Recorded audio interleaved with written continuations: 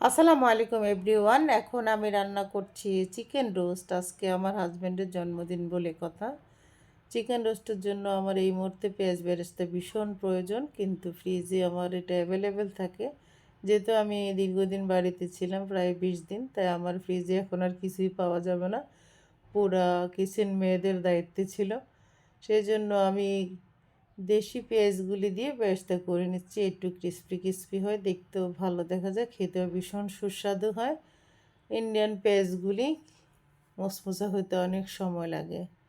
অন্যদিকে আমি চিকেনটা ভালোভাবে ক্লিন করে নিচ্ছি। আসলে বাসায় কোনো গেস্ট নেই, আমরা নিজেরা। তো চিকেনটার মধ্যে একটু গুঁড়ামরিচ, একটু লবণ, একটু আদা রসুন পেস্ট দিয়ে ম্যারিনেট করে ফ্রাই করি সাধারণত। আজকে আমার হাতে ওই সময়টাই নেই, সেজন্য আমি পেঁয়াজ বেরেস্তা উঠিয়ে নিয়ে সেম তেলের মধ্যে চিকেনটাকে ফ্রাই করে নেব। আর চিকেনটা যখন ফ্রাই হয়ে যাবে, তারপর আমি দিয়ে দেব কড়াইতে পেঁয়াজ পেস্ট, আদা রসুন পেস্ট, স্বাদ মতো লবণ, এলাচ লং দারুচিনি তেজপাতা, রাঁধুনি, রোস্টের মশলা। আর সেটাতে কী থাকে আমরা কম বেশি সবাই জানি। আমরা যদি প্যাকেট না কিনি, সেই ক্ষেত্রে এলাচ লং দারুচিনি তেজপাতা জায়ফল জয়ত্রী শাহি জিরা মৌরি পোস্তদানা এইসবে থাকে। ওইসব আলাদা করি ব্লেন্ড করে নিলেও হয়, আর প্যাকেট কিনলে তো একদম ইজি হয়ে যায়।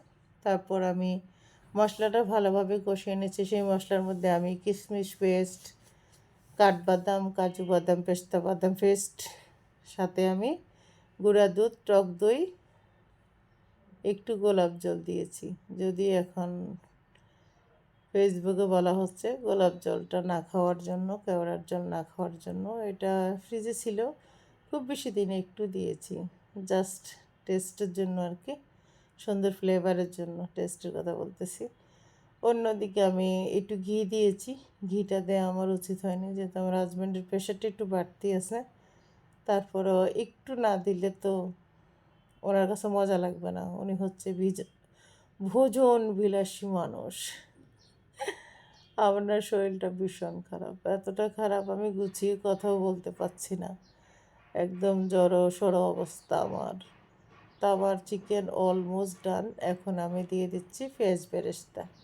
পেঁয়াজ বেরেস্তাটা দিলে চিকেনের লুক চেঞ্জ হয়ে যাবে। চিকেনে আমি কিন্তু কোনো গুঁড়া মরিচ পরে ইউজ করিনি। ওই যে ফ্রাই করেছিলাম তখন একটু দিয়েছিলাম, যে লবণটা আর গুঁড়ো মরিচটা ভিতরে রিলিজ হলে তাহলে খেতে খুবই সুস্বাদু লাগে। তো এইভাবে আমি চিকেনটাকে আরও কিছুক্ষণ রান্না করব। অবশেষে আমার মনে পড়লো আলু বোখারার কথা। ফ্রিজে আলু বোখারা ছিল না, বাট আলু বোখারার চাটনি ছিল।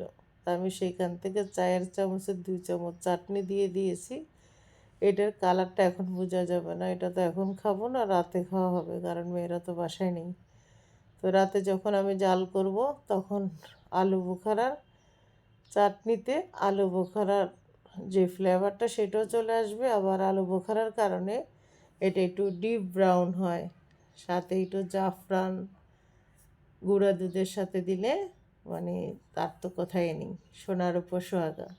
তা আজকে জাফরান বাসায় নেই, ওইটা মিসিং হবে, ওটা দেওয়া আমার পক্ষে পসিবল না। তবে আলু বোখারাটা আমি দিয়ে দিয়েছি। কোনো কিছুই তো দেখানো হয়নি, কারণ আমি যখন রান্না করতে আসছি দেখি যে সব কিছু কোনোটা আছে কোনোটা নেই, এরকম অবস্থা। তখন রান্না বসিয়ে দিয়ে আমি ওগুলি সব ব্লেন্ড করতে হয়েছে, বাদাম কিশমিশ এভরিথিং। শেষে আমার আর ক্যামেরা ধরার মতো তো কেউ নেই, রান্না করলে আমি, ক্যামেরা ধরলে আমি। তো বন্ধুরা সব ভালো থাকো, আল্লাহ হাফেজ।